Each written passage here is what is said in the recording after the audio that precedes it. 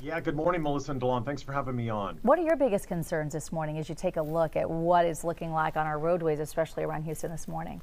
Yeah, unfortunately, many of the crashes that first responders are heading out to happen because people are still just driving way too fast for the conditions. And so AAA Texas reminding everybody, if you do have to be out there today, whether to go to work or to check on elderly loved ones, make sure you slow down and also leave plenty of room between your vehicle and other vehicles in front of you. You want to allow for at least 3 times more the space that you normally would, because we can't drive today like we would on a normal winter day when it's in the 50s, 60s, or even 70s in Southeast Texas.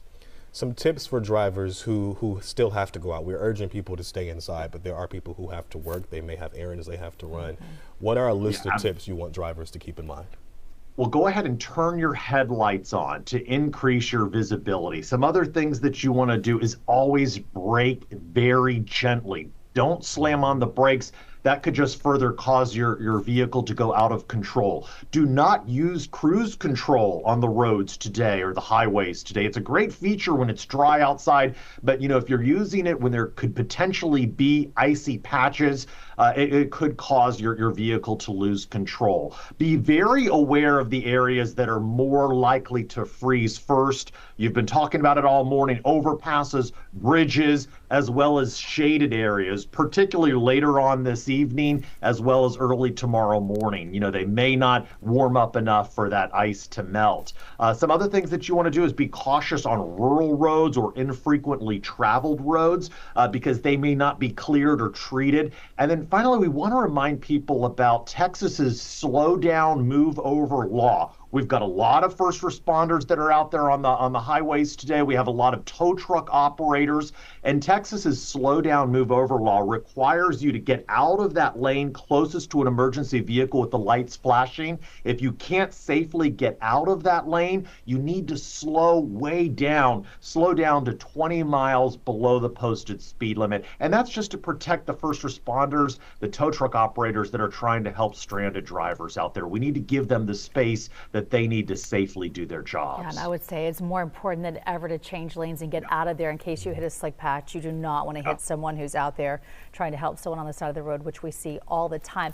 Doug, something I saw interesting this morning, we have photographers all over the place in the greater Houston area. They've been driving out. They safely have mounted cameras so that they've got 2 hands on the wheel. But one thing I noticed is a lot of cars have their flashers on as they're just driving down the highway. What would you have to say about that? Is that a good idea to tell people that you're cautiously driving, or is that a little confusing for people and they're trying to let you over? I was a little torn on how I felt about seeing so many vehicles doing that. Yeah, it's a good question. It's not recommended because it can cause confusion. Typically, those flashers are used to indicate that your vehicle is disabled, to alert other drivers that you're slowing down or you're stopped. So you really don't want to be using it. A lot of people along the Gulf Coast do use that during heavy rainstorms, but it's best just to use your regular headlights. When it comes to prepping your vehicle for driving in this type of condition, here in the Texas heat, our windshield wiper blades become brittle and they start to streak. Go ahead and replace those before heading out if they're streaking so you can clearly see out of your windshield. And also, your tires are critical to maintaining traction on wet pavement. So make sure that they are properly inflated and check your tire tread. If you have to be out there driving long distances, get a quarter. Put it upside down in the grooves of the tire. If you see the top of George Washington's head, that means that your tire tread is too low and you really should replace those tires before driving on them. And then also, check your headlights, your taillights, your turn signals. Make sure that they're all working properly because you want other drivers to know what your intentions are out there when you're on the roadway. Quick question I want to ask you, because I'm coming here, I moved here about a month ago from up north. When we deal with snowstorms, ice storms and things, oftentimes police, emergency management officials tell people, just say if you're in a minor accident, a minor crash, you hit someone hits you, just exchange your insurance information and then deal with it later versus being out on the roads trying to deal with this. Would you advise that? Because emergency officials, police, fire, all of them are going to be so busy. And it's going to be, I mean, it's tough to call someone and for them to get there to you safely.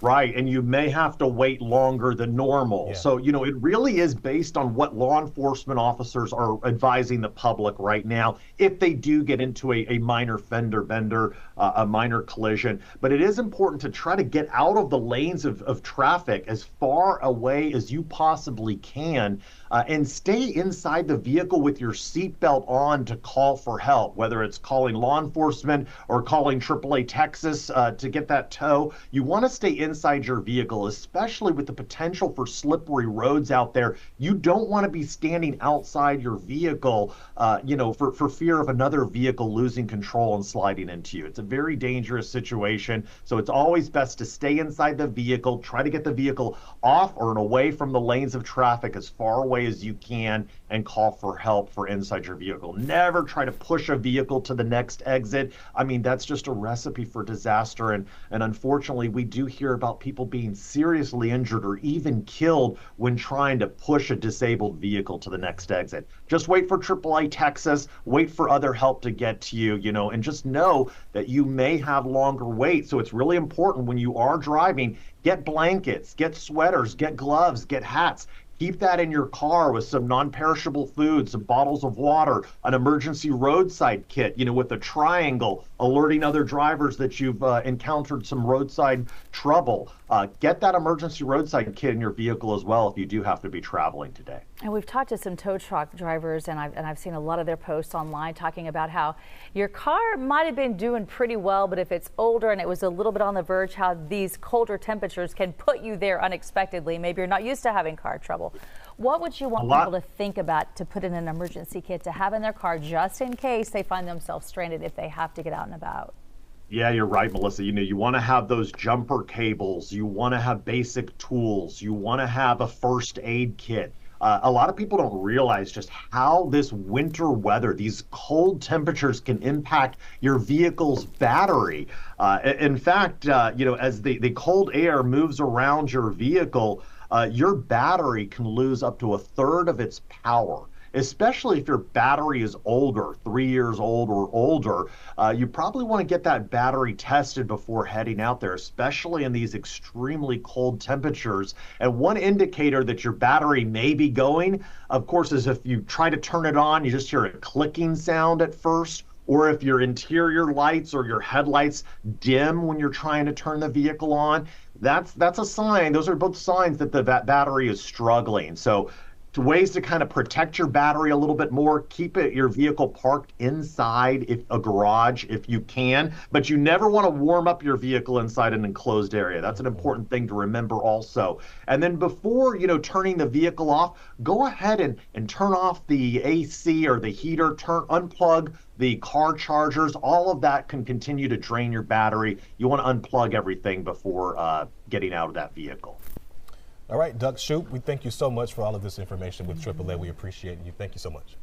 Anytime. Stay safe, everybody. You are just great on all that valuable information, just getting it out to us. Thank you.